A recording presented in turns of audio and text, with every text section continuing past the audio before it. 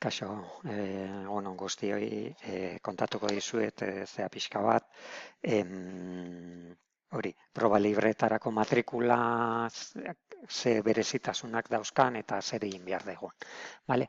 Orduan hasiko gara hori, aplikazioan begiratzen bai, ze aldeak daude. Sartzen bagara bai, aplikazio bai, matrikulatzeko aplikazioan, beti bezala, ziurtatu aurtengo ikasturtea dagola, eta orduan matrikula berria egiten dugunean, hor txertatzen dugunean zea, ikasle baten nana edo agertuko zaizkigu datuak, ematen diogu bilatu eta agertzen zaigu ja defektuz irekita dagoen aukera bakarra, ba? Dala orain HH iraunkorra eta librea, ja distantzia itxita dakagu. Orduan eta lehenengo lauhilekoa. Orduan jarraitzen badugu, bai? Hemen egin behar dugu, beti bezala, ikaslearen datuak fitxa, ireki, eta ziurtatu batez ere komunikatzeko behar ditugun datuak. Hau da, telefonoa eta e-maila. Vale? Eta gero hor hemen behar dugu, berria egiteko, aldatzen da badauka antza gure distantziako ikasleekin, baina gauza batzuk ezberdinak dira. Orduan ingurua aukeratzen dugu Bizkaia, eta hau nahiko errepikakorra da, non egingo duen zea hori. Azterketa, Bizkaia.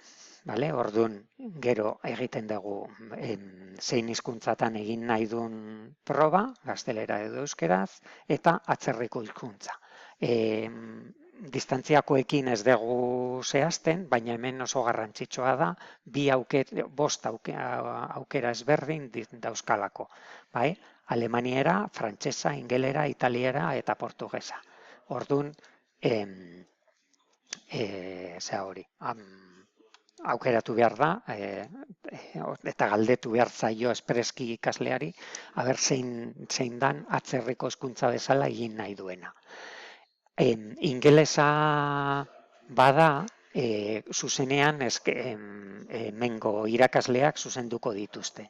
Baina, ingelesa ez bada, atzerriko hizkuntza, orduan eskatu behar zaio eskatuko diogu hizkuntza eskola ofizialeko irakasle bati azterketa bera egitea eta gero zuzentzea. Horregatik, baten batek eskatzen badu ingelesa ez den atzerriko hizkuntza bat, komunikatu diozu Laurari, akari, eta berak apuntatuko du, eta gero ja batzen ditugunean, eskatuko ditugu behar ditugun irakasleak, beste atzerriko hizkuntzen azterketak prestatzeko. Eta orduan, euskara salbuespena eskatzen duen ala ez ere markatu behar dugu. Kasu honetan, bete behar du euskara salbuespena, euskara eskaera horria, hor distantziakoek ere betetzen dutena, berdin. Eta orduan, 3 arloak matrikulatzeko aukera daukagu. Beti ere, hori, betiko ekibalentziak, baliozkotzeko eta ekibalentzia taula erabiliz. Orduan, distantziakoekin bezala, pentsatu hauek eskatu dezakete, eskaera horrian islatu behar dute, ze arloen baliozkotzea eskatzen dute, eta orduan guk hiru lauko, bai, gradu 3 modu lauko ikasleak balira bezala, begiratuko ditugu ekibalentzia tauletan eta baliozkotu diezaiekegu baten bat, edo etorri badira aurreko deialdi batera, edo helduen hezkuntzan EPA presentzial batean aurkezten badute arloren bat gaindituta, bai, gradu 3 modulo lauko arloren bat, orduan gainditutzat eman dezakegu, bai, eta matrikulatu falta zaien arloetan. Ez badute zeo zer baliozkotu edo zeo zer gaindituta daukatela demostratu, ez dute espedienterik ekarri behar, bai? Nahiko, hiru arloak, arloen azterketak egiteko eskatzen badute, orduan gu matrikulatzen ditugu hiru arloetan eta horretarako bakarrik ekarri behar dute nortasun agiria, hori, edo egoitza baimena, edo dana dalakoa, eta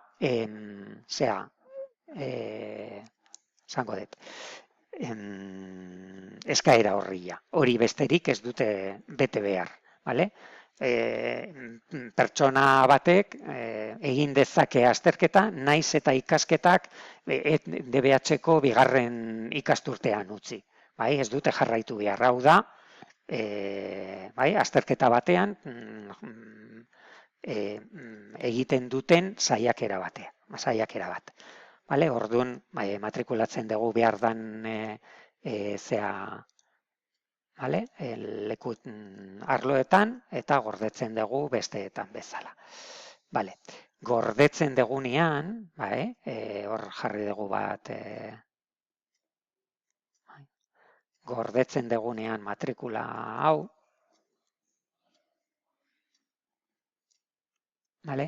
gehitu behar dugu hortan dokumentazioa, bigarren atal honetan dagoena. Derrigorrez gehitu behar dugu hemen eskaneatuta, gutxienez, beltzez daudenak derrigorrezkoak dira, matrikulazio eskaera horria, lehen esan dudan bezala, eta nortasun agiriaren edo pasaportaren fotokopia edo dana dalakoa. Orduan, eskatu behar dute, gehitu behar dugu. Horregatik, ekartzen dutena ez dugu fotokopiatu beharrian. Baizik eta eskaneatu. Orduan, ekartzen dutenean zea hori, paperak eta fotokopiatu beharrean eskaneatu mesedez idazkaritzako eskanerrean eta gero zuen karpetatik eto mugitu ona. Orokorra aurtengo ikasturtea, kurso 23-24, hemen dauzkagun ziurtagiri eskaerak eta eman komunean dauzkagun dokumentoak eta orduan hortan gehitu mesedez, proba libreak, azaroa, eta gero sortu honetan, aurtengo ikasturteko, proba libreen azaroko karpetan, sortu izen horrekin, izen abizen horrekin, hori, karpeta bat, eta hor barruan,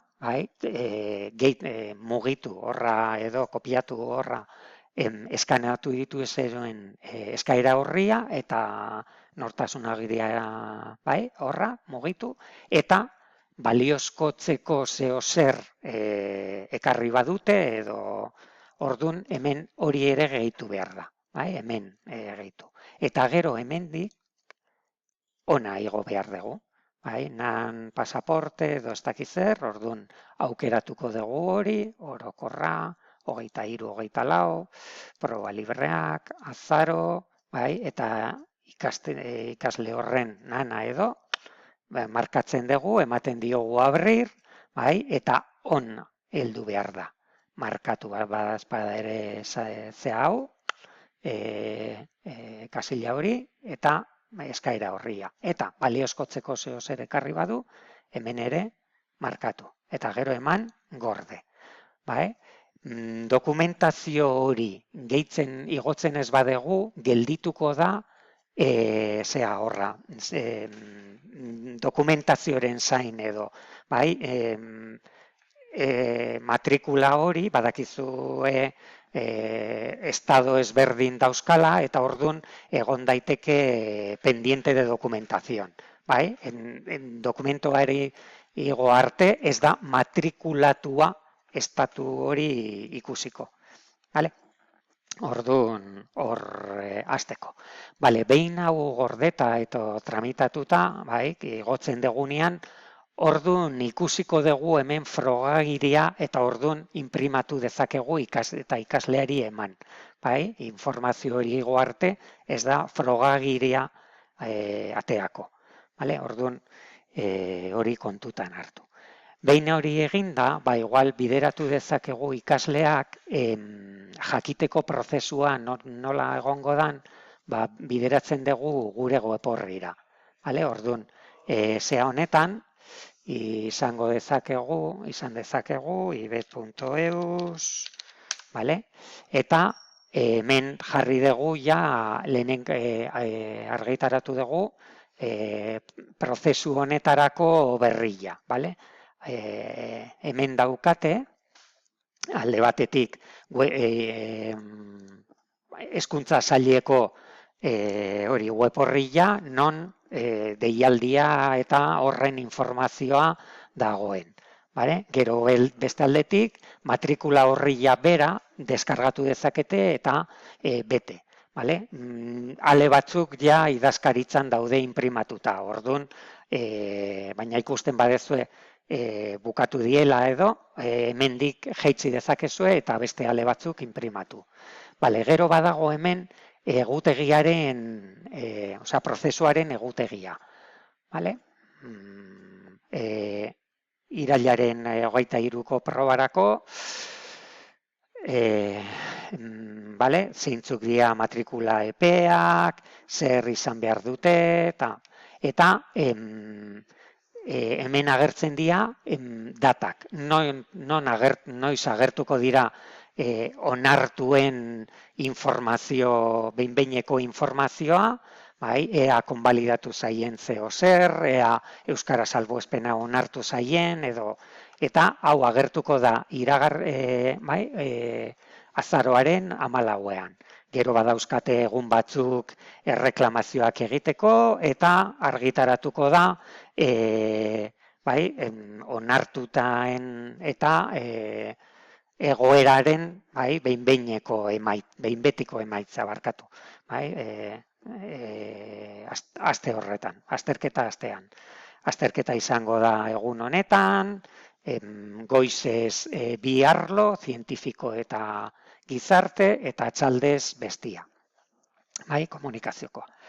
Eta orduan badaude emaitzak aterako dira berdin, behin-behineko emaitzak abenduaren 5ean, eta erreklamazio beste bi egun izango dituzte, txanda bat goize atxaldez eta beste bat goizez, eskatu behar dute aurretik hitzordua, eta gero argitarakutuko dira behin betiko emaitzak. Argitalpena.